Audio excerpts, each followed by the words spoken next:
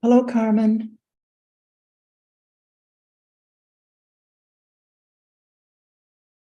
Hello, good night. Yes. Hi, Carmen. How are you? Oh, hello. Oh, I don't see you, but you're there. Yeah, you just see my name up there. That's all. Yeah. I did. Yeah, because this morning I had to repair my computer, and they had to install a new. It's an iMac, and they had to install a new some kind of rotating drive somewhere inside the thing, and I've lost a bunch of applications that I was spending the time downloading this morning, and not much time, and whoops, not enough time to get dressed and go. So Yeah. I did it from home. But happy you managed to be here. Yeah, at least thank goodness for Zoom. Yeah, that's wonderful, eh? Oh, it's so great. You look lovely, Carmen. You really do. Oh, I just came out of the shower. Everything is totally wet. Yeah. The color is lovely on you. Yeah. I bought it in Nepal. Shell. During a pilgrimage, I bought the shawl. Ah. Yeah, that's right.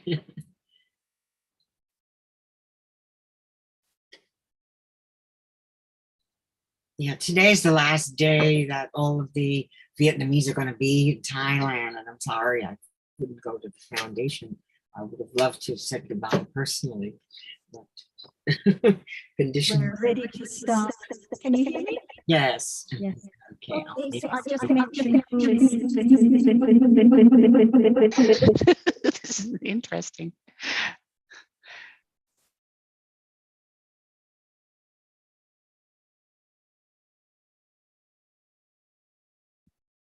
Just mention who is here in the room. Ajahn, Jonathan, Thamba, Mai, Hai, Kun Uan, Kun Oi, Tiny Tam, and Kun Warasak watch looking after all the machine equipment.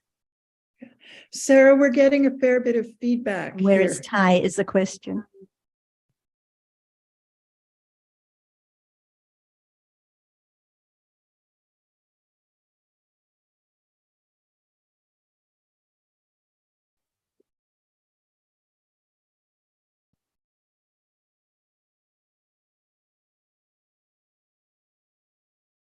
We were discussing after the session yesterday a little bit about work colleagues and some difficulties you find when one is with people who have all kinds of wrong ideas or strange ideas, and you thought maybe it's not a good place to work, and we're considering different options, and we talked about what the real problems are and how even if one's retired, one still mixes with different people who have different ideas. Anything further you would like to mention on this topic?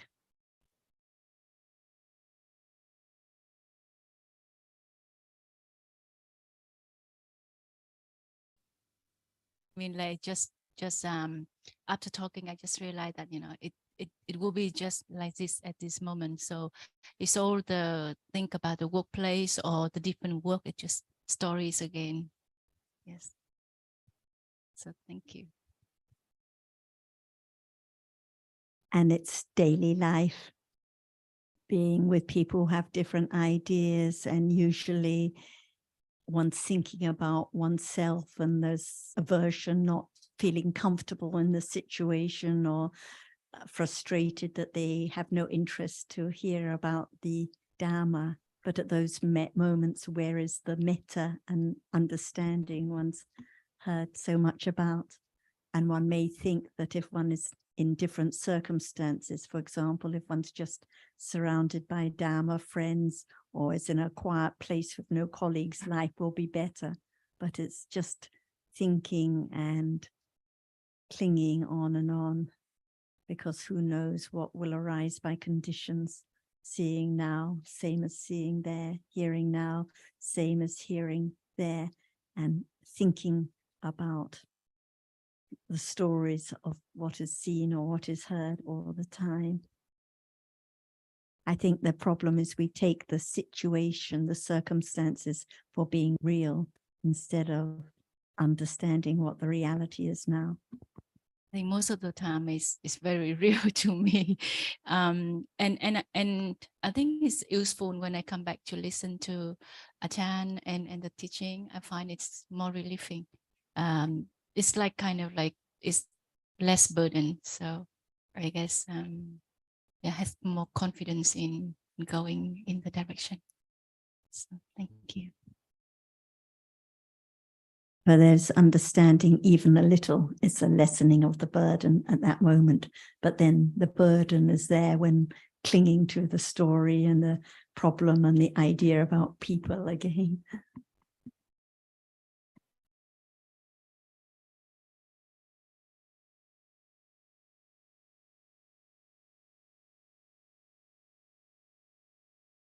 We can easily think that we can choose the situation, like, okay, now maybe I can stop working, so I would be surrounded only by the people who I feel that it's good enough in company. But actually every moment it's conditioned. It never turns away the thing that we thought it would be. So the more we consider about every moment is conditioned, the more we see that it's true. And the idea of I can making things happen is so wrong. A bit like when we had the discussion about being concerned about other people and their behavior or their lack of understanding. But actually the thinking now about the different situation or the people without the understanding, actually there's wrong view there when thinking like this, because there is an idea behind it of control. They can change their behavior, they can do this, or I can change the circumstances, I can make a decision to find another job. So the idea of I is there when thinking in these different ways. That's why the understanding has always to be now, because even now there are actually only dhammas, not a self sitting down in a room amongst people talking and discussing. That's just a situation. And why understanding what appears now is so important. We hear quite a lot from people who think that they can adjust their lives so that they're only associating with people who share their interest in the Dhamma. So that's why, for example, some of the nuns are in robes, and monks too, for that matter, I suppose. But the reality is that we can't choose who we associate with on a day-to-day basis. And actually, there's more association with people who don't have a proper understanding and no interest in the Dhamma than the other way around. And that's just the way life is. One has if one has confidence in the value of the teaching, then it realizes it doesn't matter, because by conditions, it's always going to be, there are always going to be distractions or circumstances that are less than ideal as we see it for developing understanding. But as it goes on, one appreciates that the understanding can and does develop at any time. One really appreciates that. Again, it's conditioned, but if there is the interest and the opportunity to share and listen and share from time to time, then those things will be a condition for further development.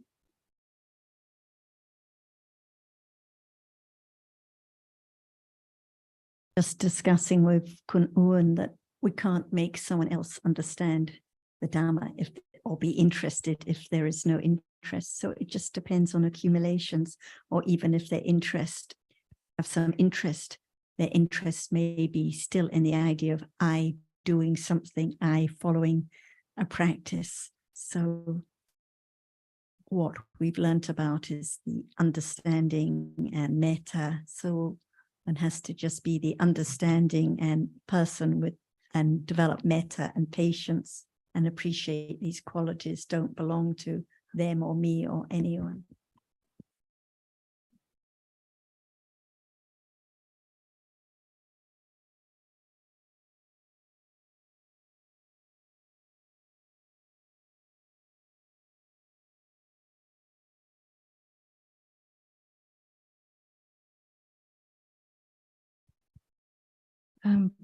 I would like to ask a little bit about, I've been following YouTube discussion and I hear a lot about all gone.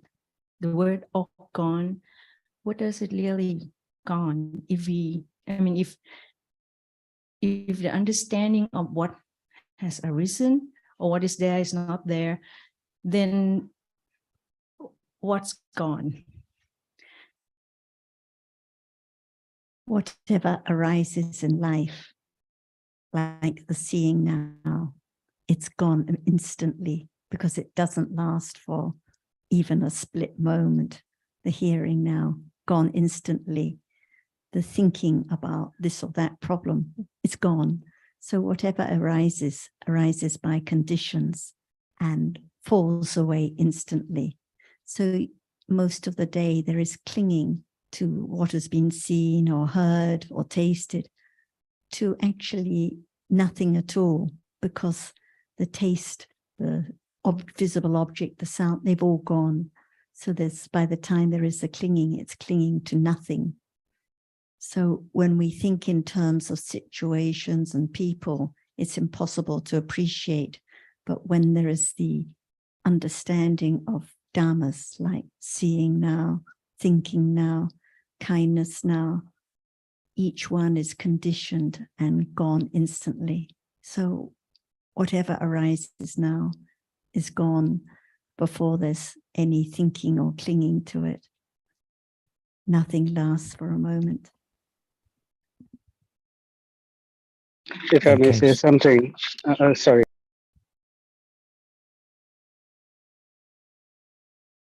Sukin, Jonathan just started already. Sorry, Sukin, I was just about to make a brief comment. It's all gone in the sense of gone completely.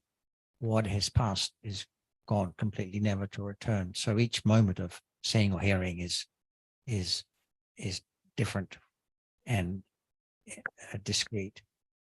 It's not saying that everything is gone and there's nothing there, because as one thing goes, another thing is there.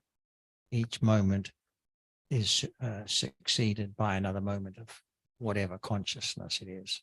But the one that has fallen away is gone completely, no remnant of it. So everything, each succeeding moment is new.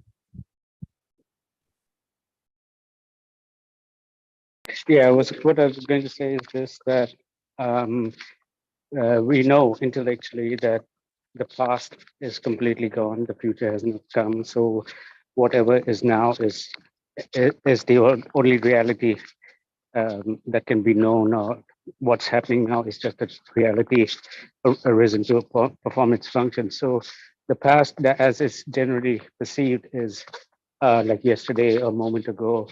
The future is what's going to happen next or tomorrow. But actually, if there's understanding of what is actually here and now, it would be understood that it has arisen already and gone. It's so fast. So as Sarah was saying, that by the time we realize that something appears at that moment, thinking about it with kusla or akusla, it's thinking about something that's already gone.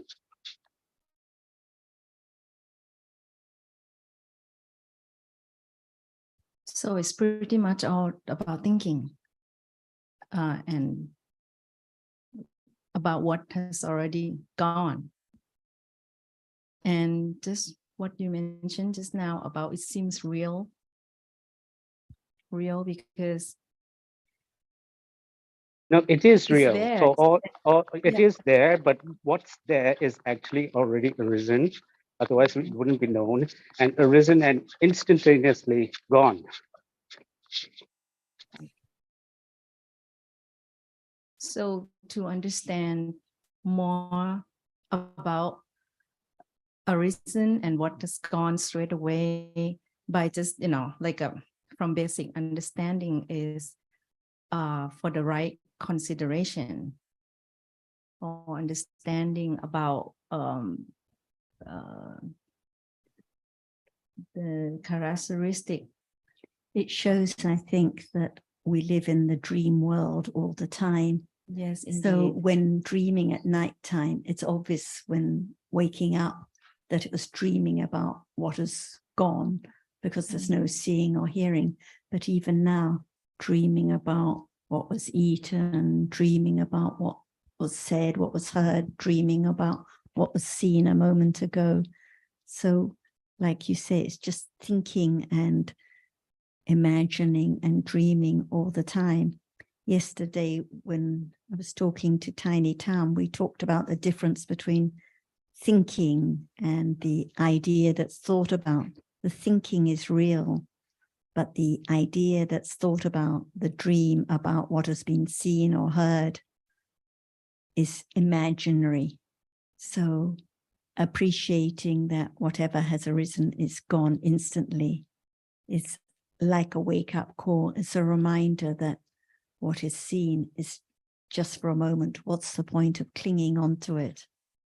Because it's gone already. So it's almost impossible to actually know what's arisen and what's actually gone because it's look real, and just you mentioned it look like it's like an electric current, like let's go on and on nonstop. But the benefit of just slowly appreciate, hearing again and again, and slowly understand what the Buddha teaching is really mean by it's already happened and it's gone. So what appears now, that's the point, because what's gone is gone. But what appears now at the moment of thinking, what is the reality of this very moment? The doubt is real and then it's gone. The thinking is real and it's gone. The annoyance is real and then it's gone. The clinging is real and it's gone. It's to show that there are just different dhammas arising and falling away. No one, no thing there at all. So it's not a matter of trying to find what's gone, but understanding what appears at this moment and then it's gone already. But it shows no one can do anything, no one can catch anything, no one can be aware at all. Because without the reality, there's going to be nothing. I mean, to, let's say, the phone or table or nothing at all. It's just the fantasy, the idea. So the seeing is real now, the thinking is real, but the telephone, the table, these are just the imagined ideas. And if there's no thinking, where is the telephone? Where are your parents? Where are the microphones? If there's no thinking at this moment. So it's the dream world that we live in all the time. Yes. But what I want to say is that yes, everything appear and gone. But let's say that seeing consciousness and then this understanding about seeing consciousness, there are different moments. seeing, when there's an understanding, the actual seeing consciousness is already gone. But when we say that what just happened, we can have an understanding to it. So maybe what point I'm saying is that when the right understanding that understand Dhamma, what appear now is actually the different moment of what Dhamma has already appeared.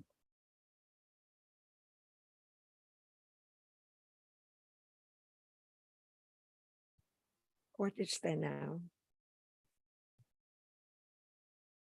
Excitement. It's gone. Still feel it, but it's gone. It's gone. No matter what you think is there, it's gone. Is it true? It seems so. Seems. Still, maybe I'm not firm As long enough. as There's there's no direct experience of the Yeah. truth. Seems there's still excitement now, but actually it's a different excitement from the excitement a moment ago. And that was different from the moment ago. And in between those moments with excitement, there were moments of seeing, moments of hearing, moments of thinking. So each excitement is just for a moment and then gone. Yeah, It doesn't last at all. still feel that the excitement is still there, but then the thinking, it's changing to a different sentence, different words. Right. So a moment of thinking about what is seen here with excitement, a moment of thinking about what is heard there with excitement, a moment of thinking about it's gone with excitement, but each one is different, and the excitement at each moment is different, arising and falling away with each chitta, each moment of thinking, and each moment of wondering what it is. So different moments. And for what you mean, it's accumulation, meaning this excitement feeling, it's conditioned the next excitement. So when it comes to sort of similar situations or something, then excite again. Is that the way it is? It's the tendency, like usually with attachment, when there's a moment of attachment, there is restlessness or excitement, and they accumulate. So much attachment has been accumulated, so much excitement has been accumulated, so much ignorance has been accumulated, but each one is different. And the main point is, it's not your excitement, not anyone's excitement. It's just a Dhamma that arises by conditions, especially the habit, and then falls away instantly, just for a moment. Whatever arises in life is just for a moment and gone. I remember when I was new in this group. Okay, I remember when I was new to this group, Sarah commented once that to the effect that something like you're talking about excitement, but there must be at that moment moments of seeing it, because you to your experience, I'm sure it's like you are sitting someplace and feeling excited. So many things going on. So it must be that the excitement which seems to last has actually arisen and fallen away. Otherwise, there wouldn't be seeing, there wouldn't be hardness, there wouldn't be so many all those other experiences. Yes, I agree with you. But the feeling, the excitement is sort of like take over. And now I sort of like looking from where your voice come from. So also like trying to hear where your voice come from as well. So it's many things at the same time.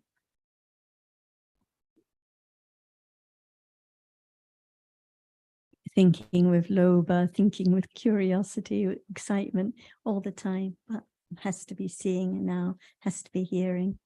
Just different dhammas, of no importance, each one gone instantly. Usually there's clinging to this or that personality and this tendency, but actually just dhammas that are gone, no importance at all. The reason we feel that it's seems to be still there lasting is because we take what we think about to be real.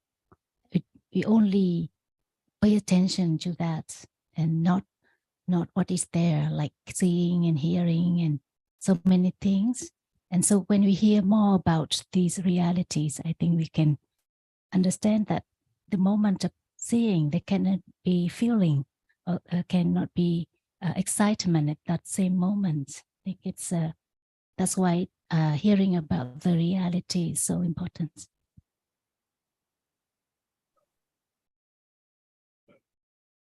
And for Kun Oi, is there one right way, one right path, or many right paths? Because we mentioned about different accumulations and different ways. So many right ways, or just one right way for following the Buddha's teaching, understanding the truth.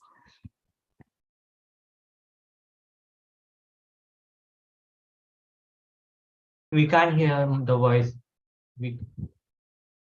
Yes, thank you. Sometimes I feel like we all get lost along the way during the time, you know. I was introduced to Dhamma many years ago by my sister with Ajahn Sujin. And in a way, I got lost along the way and come back. And it could be, and again, I might lost again, you know. I look at it as part of life. It's impermanent. It's like what I'm listening right now when you talk about what's gone. No. And we all know that things come and go. We know that things arise and fall. Nothing will stay. It just keeps emphasizing the point that it is impermanent. It is dukkha. It is anicca. It is dukkha. It is anatta. And we keep drawing on it. We keep studying it. I'll be honest with you. Up to now, it's still confusing between the reality and the truth. I think we all do, and I accept that. I accept things the way it is. I accept the feeling that I have, that sometimes it's not always real. And the more you look at it, you just live it one moment at a time. I can't really emphasize that I will understand Dhamma to the point that which one is right or wrong, but I believe in Buddha words, always. And I think with the right accumulation, little by little, I will understand a lot more. At this point, I really couldn't understand. I really couldn't tell you that what is really right or wrong. I'm studying, I'm learning. Yes, I have a long way to go. Well, I think that's true for all of us. I think the important question is, what are the factors, conditions that will help the understanding to know what is right, what is wrong, what is real, what is not real, etc. So, and I think Sarah's question is, can those things be furthered, helped by a practice of some kind, or what? What are the factors that will help or lead to a better understanding? Depends on the accumulation of each person. Of course, listen to Dhamma, talk, study on the regular basis, on the daily basis, help tremendously. I think that everybody practice or study different way. Some people enjoy reading. Some people just enjoy just being around, not reading, but just listening to something and drew on it. Some people might just want to enjoy life and just take time to understand the reality that happen on each moment, if possible. But we have so many interruptions in life. I enjoy myself. I enjoy going to see movie, and I noticed that when I watch the movie, I realize it's not real. But again, it's nothing real at this moment. Movie just emphasize the point that those are the drama. It's projecting the reality, and the reality actually is not there. It's changing all the time. But people are going to practice in different way. It just depends on their accumulation. I believe in reading. I believe in listening to the Buddha words. I strongly, if you don't have that foundation of understanding or right understanding, you never can get there. Never. I know you're using these terms in a conventional way, but I think the point is that we have the idea that I can do something like open the book, or I can study, or I can go this way, or I get lost in that way, or people can do or practice in different ways. But of course, the truth is, like we were just mentioning, there are just these different dhammas that are conditioned. So in truth, no I that can do anything at all. We think I can decide whether to come to the discussion or open the book and have these options. But this is just thinking about the story of I, because in truth, no I to do anything at all. So this is why, from our understanding, the point is that the Buddha just taught one way, which is the understanding of what is real at this moment. And like you mentioned, it's not easy to understand what is real because we're so used to taking the story, the idea of I for being real. So this is why we come back to talking about seeing now, hearing now, thinking, kindness, meanness, excitement, to appreciate that in life there are just different dhammas arising and falling away. No one to get lost, no one to find the right way, no one to study or do anything. And without this understanding of dhammas as anatta, then for sure it will be the wrong path that is followed or practiced. So that's why there has to be so much considering about what the truth is now. Maybe Ajahn would like to add more. You believe in the Buddha's words? Absolutely, ka. Believe. What does it mean, believe?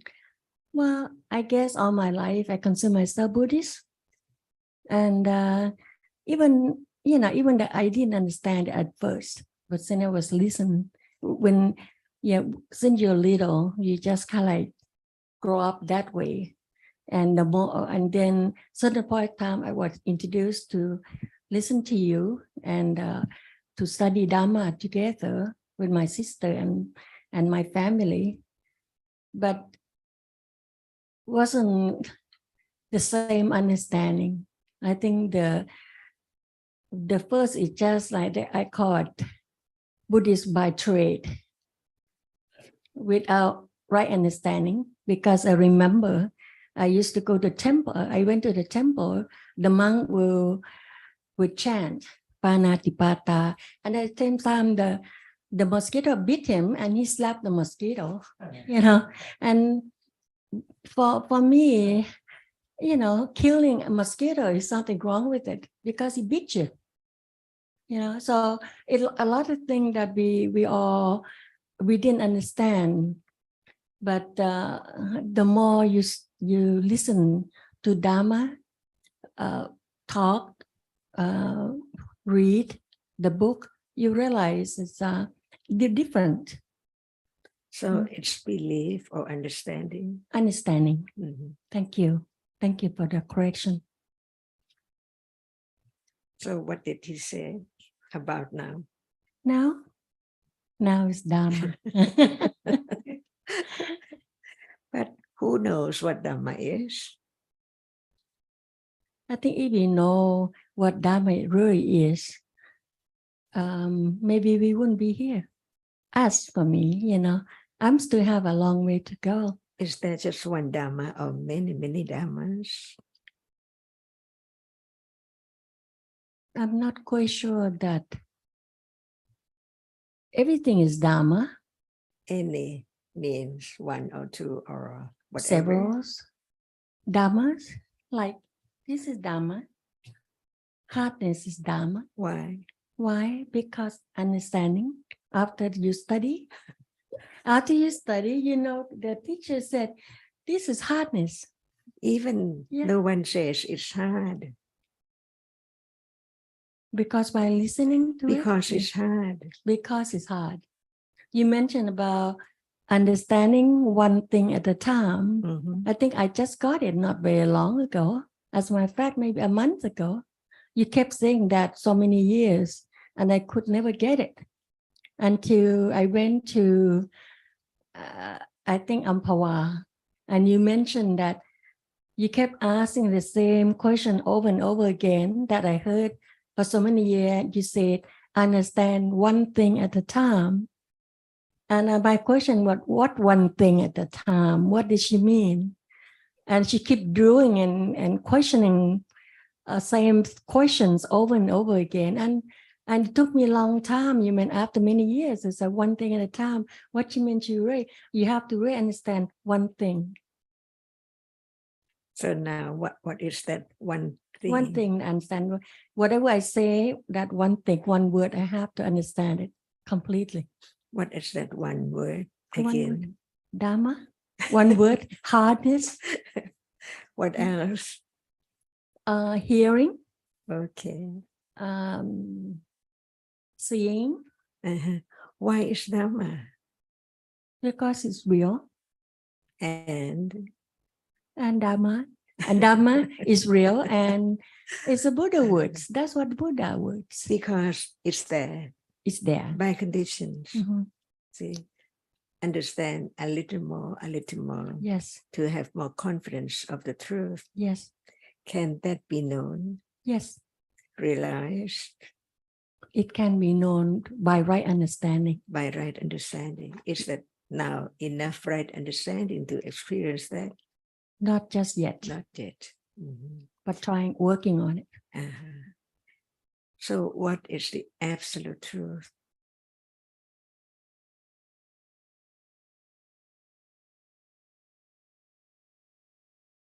Absolute truth. There's like no self. Right. Until then. Until then and after then, no one who can work on it. That's right. No one that can understand it. No one that can do anything at all. Right. There's no self. No. So no one to work on anything. No one to work on anything. Nothing worth to cling on.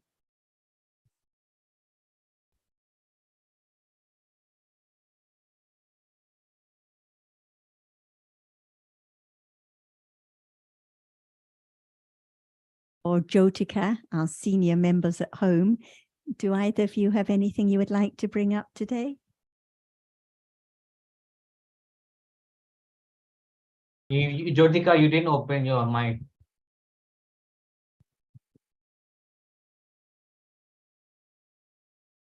Not yet, Sarah.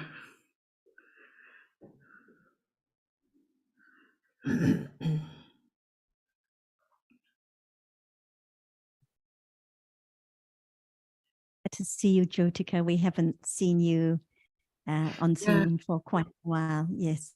Yeah, I know there has been a lot of teaching. I have followed some. Have you listened to some of the Zooms? Yes, seen I some have of the some. Good, good. And- If you and have they any were- topic, if It you have is any al- topic you'd like to bring up, let us know. Yes. Yes, I will. I will.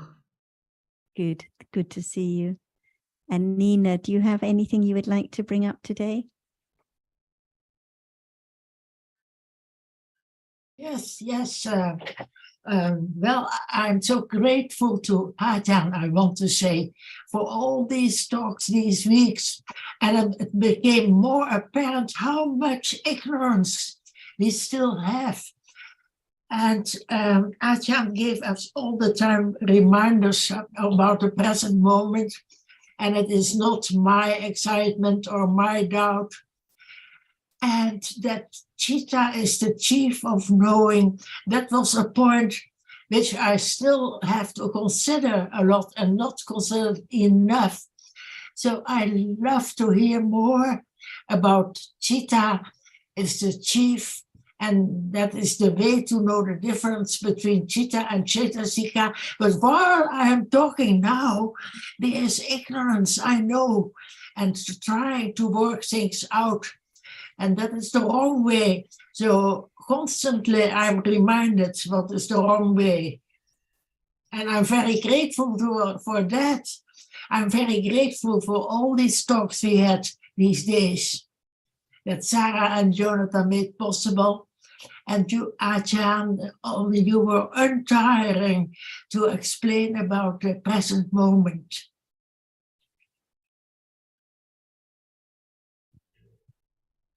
That is a reality, the chief, the master of the world.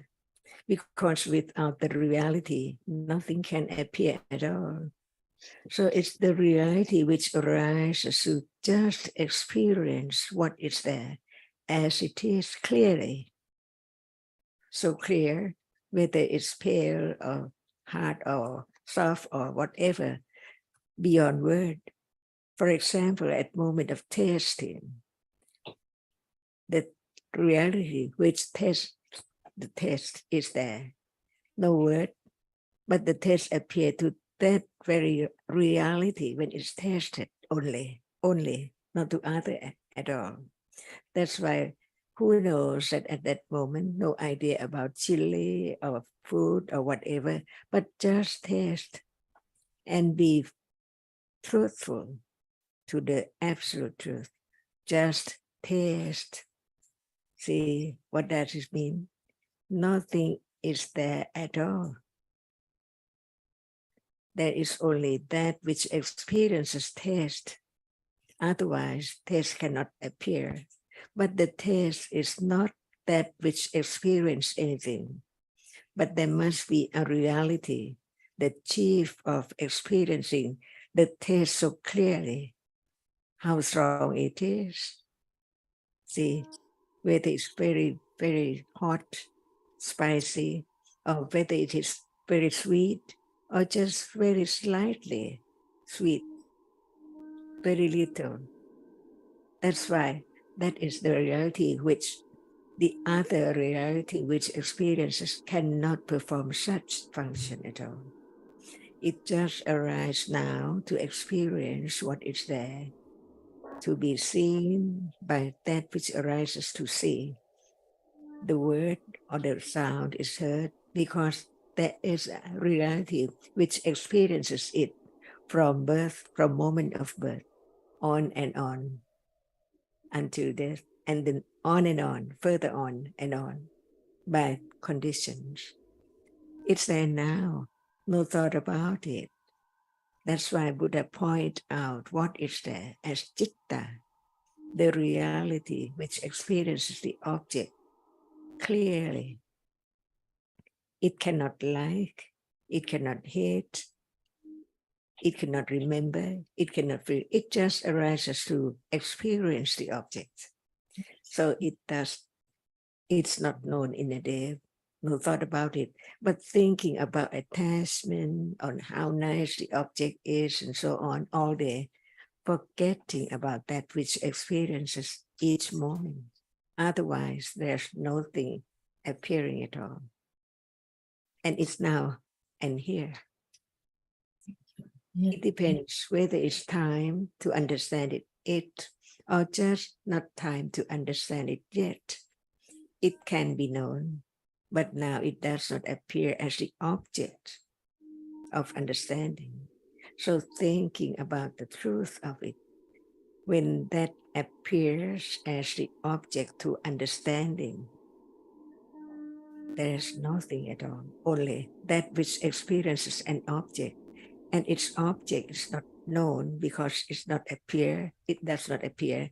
Only itself which experiences is there, no one and nothing. Beginning to have firm confidence of the truth that actually that which arises and experience object is there, no one at all. And having more understanding of the truth will condition moment of awareness with understanding closer to the truth until the truth is revealed, nothing, only that which arises and experience. And that is the moment of experiencing an object through mind. So that can be the beginning of understanding the distinction between moment of experience, of experiencing the object through sensor and to mind. Because now there must be mind after seeing, hearing, smelling, tasting, touching. Mind process does not appear. That's why the world does not appear as it is. Is that true? Because no understanding of the truth of each reality, because it doesn't show up yet. No confidence enough to condition even direct awareness with right understanding, which is firm enough to begin to understand that is a reality. It shows up, but it depends on understanding. How much understanding of that which appears is that very moment. That's all. Be truthful. Panya is so truthful. It does not deceive. How much understanding, ignorance, or doubt is there to be known as just a reality, never to arise again. This is the subtle letting go, the idea of self, no other way at all. That's why it's so very subtle. Who knows? Just a moment of understanding develops a little more gradually until it's time. And nothingness is there, just like now. Whatever appears now is so anatta. See, next moment is not known, but it's there as present moment. When this moment is gone, no expectation. What is the next one at all? So when reality appears as it is, much more clear than that, the anothernness of that which just pop up to be just that by conditions. That's why no doubt about conditions. Whatever arises has to arise because of conditions. Without understanding of the truth, some would say, I experience the arising and falling away of seeing or hearing or sound now. But how come? No understanding of the truth of it. So it's the I who take it, for I experience that. That's why we have to study the teachings of the Buddha so very carefully to understand what is right and what is wrong and what is the trap of loba. Yes, All of so like what Achan said, that Dhamma are all unexpected. So actually every moment are not unexpected, but when Panya arise and understanding Dhamma, Panya see the anatta-ness, the unexpectedness of Dhamma. Only Panya can see, but other moment you cannot know because there's no Panya. Because right understanding is not strong enough. That's why there are many levels of understanding. Theoretical knowledge, intellectual understanding, and then direct understanding until realize the truth when it's there, appearing to Panya only. Yeah, thank you very much. Very, very good.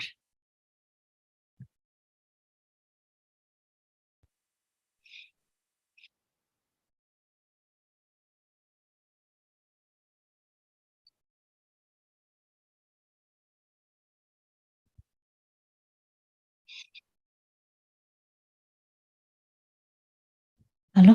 Yes. Ajahn, you often talked about the sense door appears now, but the mind door doesn't appear. We know that technically the sense door is the I sense and the mind door is the bhavanga citta, but I don't think that is what you refer to. Not in the same moment. Yes, not at the same moment. But when you talk about the sense door appears, actually it refers to the citta in the sense doors And the object. and the object. If the question is, what is the Dhamma, which is the mind door? It is the, like you say, technically, it is the bhavanga citta that arises before the citta's experience an object in the mind door. But when Ajahn is talking about, or when we're talking about understanding sense door and mind door, it's like a shorthand, like seeing now. Everyone knows there is seeing and what is seen, visible object, but it seems that it lasts. It seems that there is light all the time that is experienced. So this is what is meant when it's said that the sense door covers the mind door, because actually in between those moments of seeing the light, or in between the moments of hearing sound, there are countless moments of thinking in the mind door processes about what has been seen, what has been heard, thinking of different kinds, but it's not apparent. It seems that the sound lasts. It seems that the light lasts. It's not understood that it's gone instantly, gone at each moment. And mind door is not bhavanga. The mind door? It's not bhavanga. Because mind door experiences an object through mind. Okay, when you talk about mind door is what you refer to. Bhavanga doesn't experience any object through 6 doorways at all. But we usually say, when we talk about, for example, the I sense is also the I door, but the bhavanga, the last bhavanga citta, the upacheda, the doorway, yes, the doorway. It's not bhavanga. The yes. Mano Dwara Vachana Citta is not bhavanga. Yes. No, yes. Right. Yeah.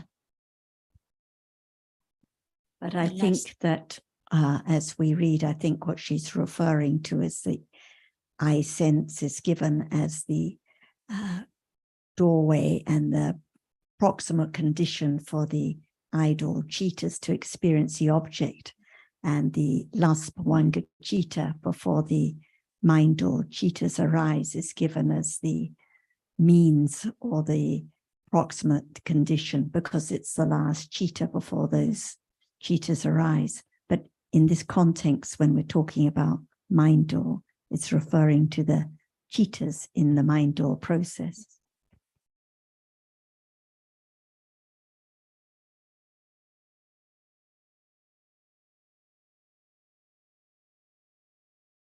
Another point that came up in a discussion you were having at the airport was talking about the understanding of those dhammas that experience an object and what is experienced. And when the understanding is very clear, like at Vipassana Jnana, no doubt about the dhamma that experiences and what is experienced, but it always has to be the understanding of Dhamma. So even if it's just a very little intellectual understanding, pariyatti understanding, it's understanding of the reality of seeing now, pleasant feeling, unpleasant feeling now, the reality, and the beginning of understanding the distinction between the seeing which experiences and what is seen, the visible object that doesn't experience. And when the understanding develops to directly understand the reality, it's still the understanding of that reality, but more and more firmly and clearly about seeing as the experiencing of visible object different from what is seen, and when it is vipassana jnana, clearer still to understand the nature of the reality as it is.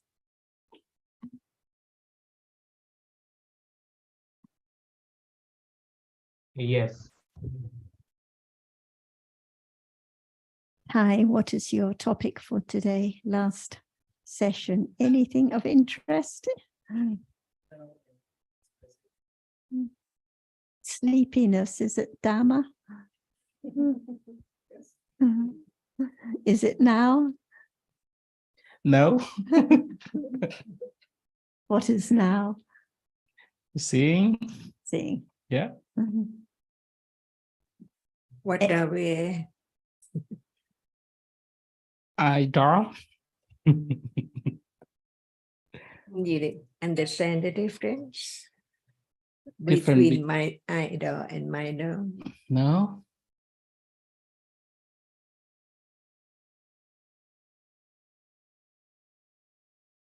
When thinking about what's just gone, the seeing that's just gone, is it idol or mindor?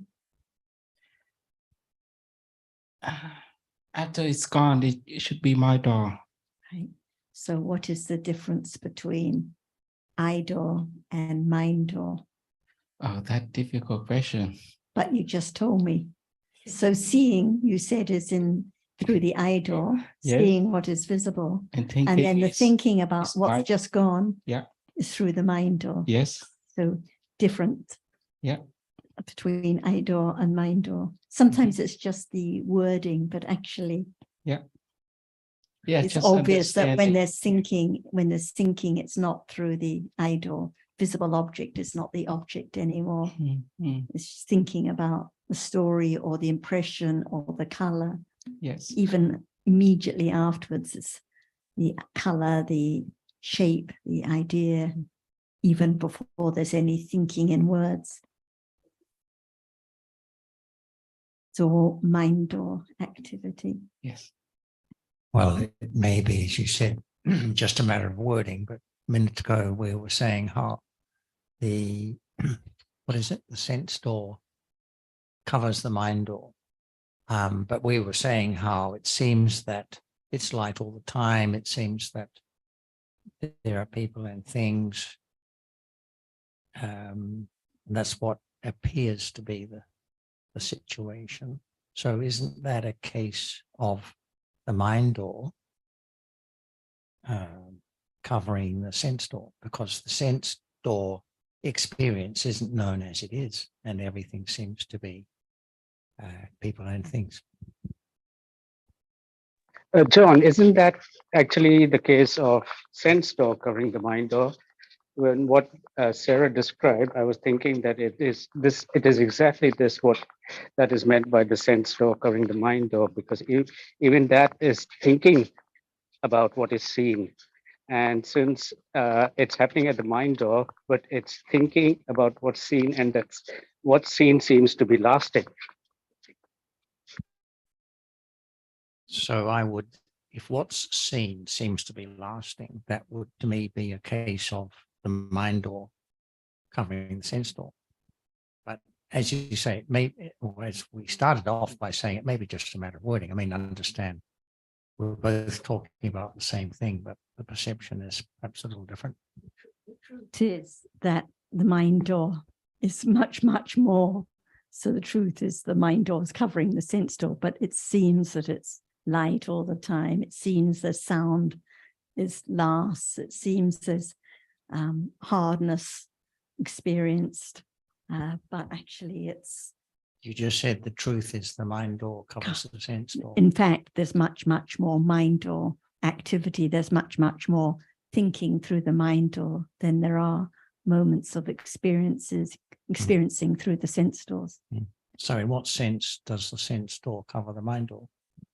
Because it seems like now it seems that it's light all the time, but in fact it's only light at the moment of seeing, and the rest of the time it's dark. No lightness appears. The sound is just for an instant, but it seems There can be the hearing of Sarah's voice or the sounds for a long time. Well, that sounds like sense door covering the mind door to me. Yeah, you're thinking like that only. So my understanding is that when the mind door is known, it's the characteristic of what that which experiences is known.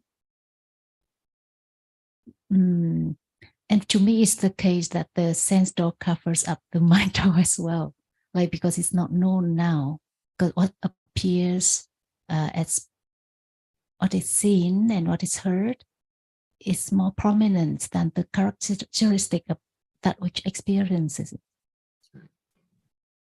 I think what I'm talking about is the thinking covers the sense door experience. That's another way of putting what I'm trying to say. The thinking covers the experiencing through the sense door. Now, I would have to agree with John on that, because what is seen, at least, is panyatis through nimitta. That is in the mind door. So basically, you're not seeing the sense object, okay? Not you, but there's not, the sense object is not being seen, but the nimitta and the panyati is seen. So in that sense, I can agree with John. It seems the mind door covers up the sense door. But Betty, in context of what Sarah just said, what she just said was that the truth is, as of now, it's more mind door than sense door. So when we say cover up, That's why I said, so the interpret. I think just to say one covers up the other, it doesn't really help toward understanding it, because the mind door actually is more present, if you want to call it that. Yes, but we don't know. But we don't know. Hence the meaning of being covered up. And when we say sense door covered up, we don't know the meaning of what? Covered up, being to be covered. So Pointing hence, to more ignorance. Okay, we've got Ty is waiting to make a comment here, and then a Jan. So we've got a bit of a queue. Ty, go ahead. All right. I just don't understand when you say that thinking covering the sense door. That is difficult for me to understand what it means. Okay, Ty. Seems that. Excuse me, Ty. When you're looking at Pause a moment. Jonathan's speaking, and the Jan's waiting. Oh, all right. No problem for me. Okay, I shall. Okay. It seems that what is being seen are people and things. And that, as we know, is thinking about the visible object rather than the moments of experiencing the visible object. So, and thinking is mind door activity. So that's why it's a case of the mind door activity being apparent and the sense door activity not being apparent. John, again, I'm coming back to that, but it seems that that is theoretical understanding, that there is more mind door when we see people and think it is thinking, but it is not apparent, and that's what it is. What it seems like they're seeing all the time, seeing of people and things all the time. That is what it means that the sense door covers the mind door. The mind door is not apparent. That in fact, it's really thinking, but it seems like they're seeing all the time, hearing all the time. Yeah, that's even I thinking that only. But the seeing all the time is, as John just beautifully explained, is panyatis. So why would you? I think this discussion of what covers up what is not being helpful. But basically, if we since we understand in studying the Dhamma that what appears to be being experienced is panyatis in the mind that are in the mind door rather than in the sense door. maybe a person who doesn't know Dhamma will say, yeah, I'm seeing flowers and trees. There's no realities there, or he doesn't understand realities. So I think there's, to say one covers the other doesn't really help understanding it. But Betty, think about this, that you're saying someone who has not heard the Dhamma would think that I'm saying all the time. But for those who have heard, They will think that too, yes. Yeah, have come to hear that it's actually thinking. But that's hence we talk about vipassana jnana. That's when the difference is seen. The panya is that strong, and the difference is actually seen, that it is not how it seems. That's right. I mean, I think we're saying the same thing, but we're actually saying the same thing, and that's why I'm saying this whole discussion about what covers up what is a matter of interpretation. A person who does not know the Dhamma sees panyatis and thinks they're real. Okay, whereas a person who has some understanding, has the idea of the mind, or understands mind, or sense door, and so on. So it depends on the person's level of understanding. So to say one covers the other is not, I don't know, it's not helpful. Let Jan have a chance to speak too. Yes, please. That's why we learn to understand each word of the Buddha, not our own thought at all. So what did he say about mind process? 1 and then 2 follow instantly, or what? Okay, are you asking me, John? Yes. About seeing right now, it's the sense process, right? How many more? The actual seeing, yes, is, but the mind door right away. No, we just talk about the sense door, the eye door only, one by one, in order to understand what Buddha taught about the truth of it. Yes. It cannot be either more and more without sense door, without there cannot be sense door without mind door in between, right? Yeah. Is that what he said? No, he's talking about, well, as Sarah also mentioned before, there would be a sense door process, followed then immediately by a mind door process, and perhaps many mind door processes upon that particular one sense door process. And that's why if it's thought of in that way, the idea of covering is the fact that the person who does not understand Dhamma thinks panyatis are real. And so in that sense, the mind door covers up the sense door. But from understanding, we know that without a sense door, there cannot be, the mind door is not going to, there's going to be no nimitta to produce this image of cups, chairs, people, tables, whatever. So we talk just about one doorway at a time, right? Okay. For example, seeing the whole process gone, right? And what is after that process is what is after the process? Bhavanka in between. Can there be the next process of seeing right then?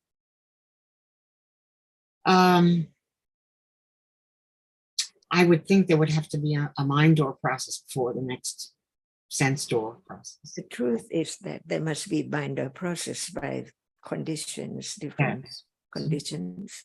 And how many process of mind door experience what is experienced through the sense door? Say that again. Oh, how many mind door processes? How many sense door process? How many sense door process before the mind door can process? Is that after a sense door process, as you said, there must be a mind door process. The question is, how many mind door processes after the eye door process? I don't know. It could be a lot. Countless. Countless, yeah. So in truth, the world does not appear as it is at all. That's right. Because it appears to ignorance, never understand the truth of what is there as it is. There is the attachment to that which is seen, and the seeing covers up the mind or process to appear as it is. Ah, okay, in that sense, that's true. Yes, absolutely. That's why in truth, we live in the world of ignorance. The world appear as so many nimittas, people and things all around all the time in life. No awareness of just one characteristic of a reality as it is at all. Not the beginning, any moment. It's just taking it for something permanent all the time. Just like now, seeing is there. Never lost from morning until now. See? But in truth, so many minders in between. Yeah. So the world of truth is that the world goes on in darkness or in light or bright. See, to be truthful, the world does not appear as it is. That's why it appears as something all the time. Just opens one's eyes. It's there, so many things, but each has to impinge on the eyebase. Only just one dot. How many dots? To be just a small thing, very tiny one. And so many things, not as tiny as it is at all. The whole table and so on. See, that's why we live in the world of ignorance. Yes. Not understanding the truth of whatever. That's why each word should be studied to have firm confidence, to be the intellect, very skillful understanding of the truth. Skill Does condition a moment of direct awareness now of what is there by conditions, without understanding so firm that there must be one reality appearing, but no attention to any characteristic at all. But what condition moment of just attend to the characteristic as it is, that which can be realized, that it's not there forever. It's just there for a moment when it's there. And when it does not appear, it's gone. Who knows? Only remember things that it's still there as something. My house, my legs, everything. Otherwise, we cannot understand what is meant by enlightenment and Buddha, the enlightened one. Because what he said is so true to be known that it cannot be changed at all. Is there mind of process now, or is there only just the eyes the process? To be truthful to the truth. And that is because no attention to any reality at all, even thinking about it. If we left this room, no more thought about what we're talking about right now, thinking about something all the time, instantly. So how many moments in life to consider the truth to be understood, to have firm confidence that actually there's no one that can be this person as Sujin as long as this hasn't come yet. But after that, not at all. So in truth, not even right now. From moment to moment, no one at all. So Vipassana Jhana is not like now, which the sense the process cover up the mind of, even mind of so many moments, many processes. See? Actually, Pandacharya, it seems that even if when the understanding has been developed and we're talking about Satipatthana before Vipassana Jnana, that time too, the sense door is covering the mind door. Because it's not vipassana jnana. It's just moment of beginning to attend to that characteristic and how much understanding is there. If it's not much to be known, it just very fast gone. But when there is understanding, it begins to not just attend, to be aware of the characteristic of that it's there. And when it's gone, it's gone. And actually, when it's there, it also arises and falls away unknowingly to appear as something that can be experienced. At moment of touching, see, can you touch that which is experienced through one body doorway? Many moments unknown.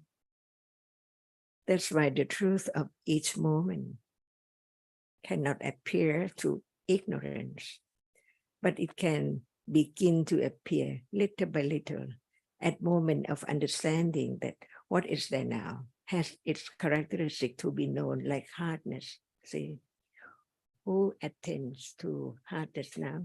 No one.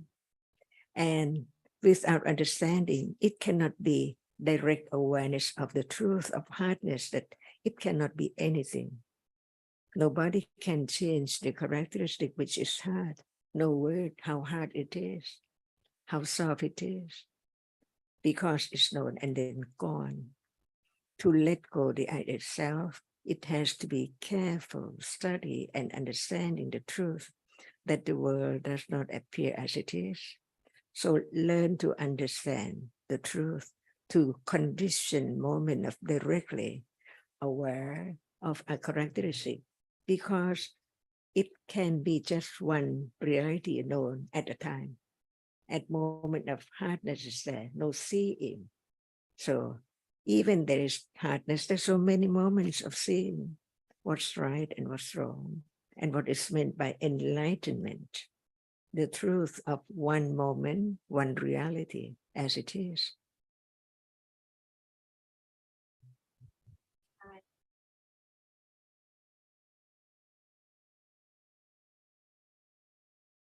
Holding the mic. So if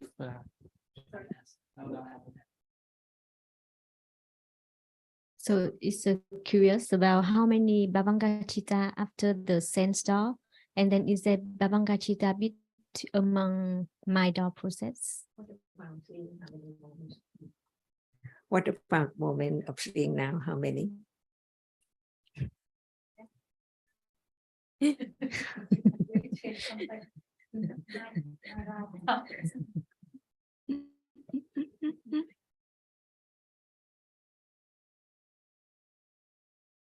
Yeah, 17, you mean Chitta in one process? The long one? Does it appear? No. Is it true? It's true. Because we learn to understand each citta as it is by conditions. All these conditions, they're letting go gradually. So it's this very subtle path leading to realize the truth of this moment. Because when we take a bath, heat or cold is there, soft or hardness is there. Is there any attention to a characteristic? And is there awareness with understanding? It's only there when it appears. But even it does not appear, there is the idea of it's there. Even we don't speak out. How deeply rooted the idea of self and ignorance. That's why only understanding the very subtle of the path or of reality, it gradually let go the desire or wish to experience it, because as soon as it's there, it covers up the truth, because the idea of I and self is there. That is how subtle it is.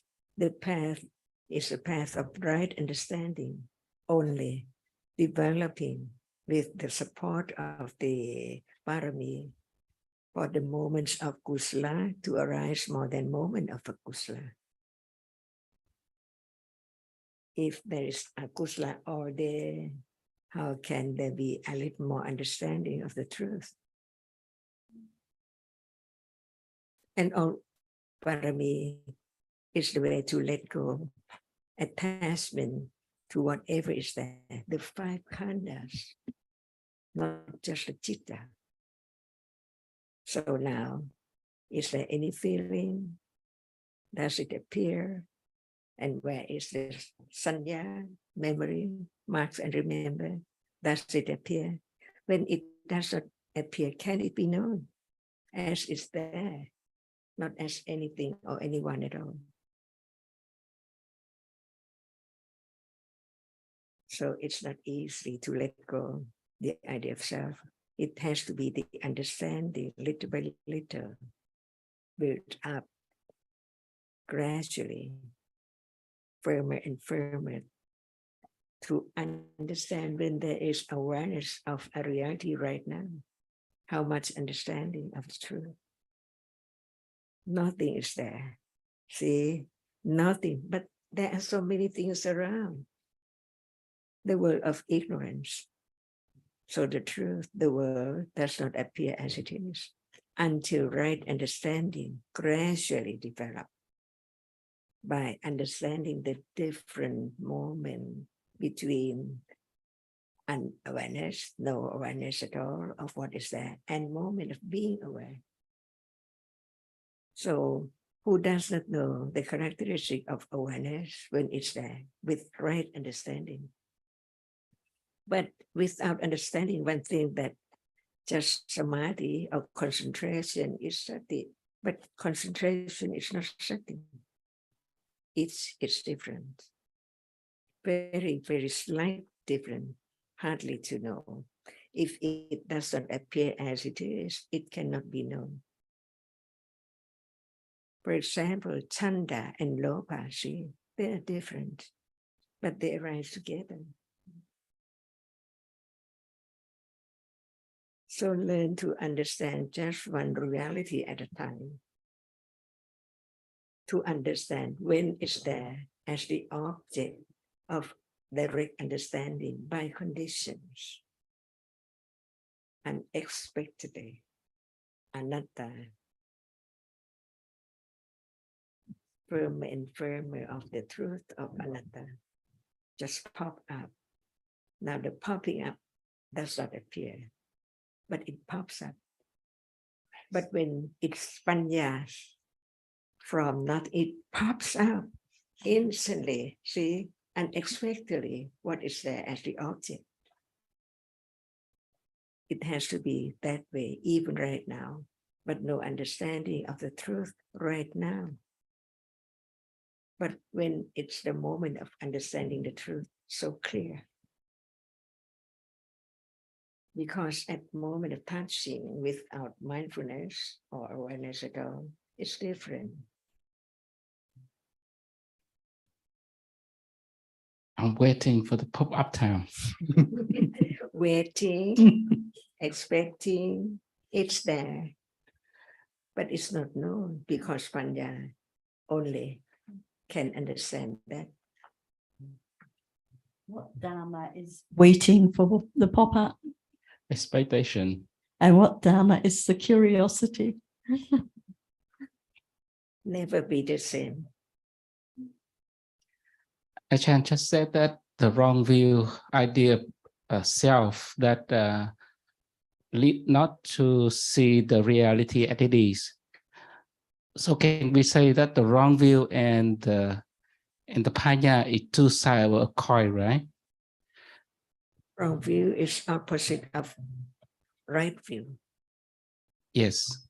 And Panya is right view, right understanding. This point is not very clear to me. So let's say there's no wrong view because the panya develops. So there's no wrong view. No, it's not like we think at all. Because right now, Is that just attachment without wrong view or attachment with wrong view? I think with wrong view. It has to be known directly. Otherwise, it's only just thinking, assuming only. And what arises is for a moment, so a moment of clinging, no wrong view, moment of clinging with wrong view, a moment of right understanding, no clinging, and then more clinging. So it doesn't mean when there's right understanding, no more clinging, no more wrong view, because it's just for a moment and then gone. Whatever arises is for a moment and then gone. A moment of curiosity and then a moment of understanding, a moment of ignorance, many, many moments of ignorance. So different dhammas, all gone instantly. And that's what is all gone. It means it doesn't last at all. So it's not like today there is right view, no wrong view, and yesterday there was just wrong view. It's not like that. The world with people and things, the world of ignorance. But when it's the world of panya, the world of no one and nothing. Out of And imagination. only one object appear. Imagine, where's the world? Where are these people? When it's ignorance and attachment, quite different. The inside is there, out to be known, the truth. Citta arises and experience only one object at a time. And the difference between the sense law and the mind law, no doubt about it. Because sense law cannot experience the truth of that which experiences an object. But the mind law experiences anything. And as it is, when it is right understanding only. Because now there's mind law, but experience what is seen as something. But in truth, the mind with right understanding experience just one reality at a time. There can never be anyone or anything. And just back on your point about the difference between right view and wrong view. So we're inclined to ask ourselves, is it right view or is it wrong view? But it's not a binary choice actually, because there's right view and there's wrong view, and then there's citta without either right view or wrong view. So citta that is kusala, but not with panya, is neither right view nor wrong view. Citta that is dosa is neither right view nor wrong view either, because wrong view rises with a citta rooted in attachment, just for an example. So it's not a binary choice of right view or wrong view. So it's important, I think, that we understand the difference between, or that we know what these different cetasikas are, their characteristic, and understand them at an intellectual level, so that we understand better what the possibilities are. Dhamma discussion. Now during a Dhamma discussion, does attachment pop up all the time unexpectedly by conditions? I don't know. No attachment now. What about minor aversion, drowsiness? Does it pop up? I think so. I think so. And just in the same way, understanding can pop up just a little in the beginning, but when pop up is used, it's usually referring to direct understanding, just like attachment. And it's by the tendency, the accumulation has to develop. So now there's strong accumulation for attachment to pop up, for drowsiness to pop up, for ignorance to pop up. But when understanding develops, it can pop up. And just to continue a bit further, because yesterday we were talking a lot about conceit, and we understand that conceit and wrong view cannot arise at the same moment. So when there's conceit, at that moment, there can't be wrong view. And if we have the idea that when there's conceit, there's strong idea of self, right? Which is most people's comment about conceit, that it's a very strong idea of self. Then we have to ask ourselves whether we understand correctly about the different mental factors. And what we're saying when we say that is that there's no differentiation, for example, between wrong view and conceit. They're more or less have the same characteristic as far as we're concerned. So then we need to consider, well, obviously we're not understanding properly each of those two different mental factors and what their characteristics are. Time is up. So on behalf of everyone at home and here, I think we're all very, very grateful, Ajahn, for all the time and sharing during this period. And Anumodana. And thank you everyone at home for joining. Thank you. You are John Suchi. Thank you, Thank you so John.